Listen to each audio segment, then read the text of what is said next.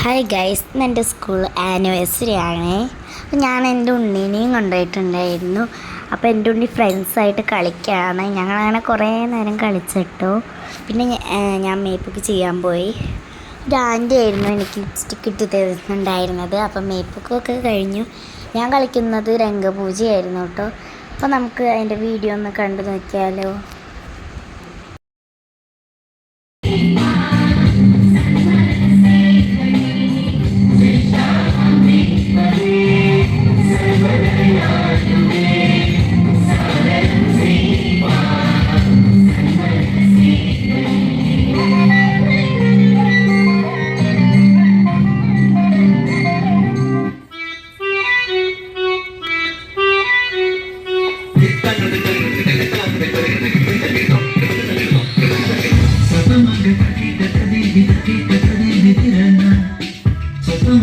Kita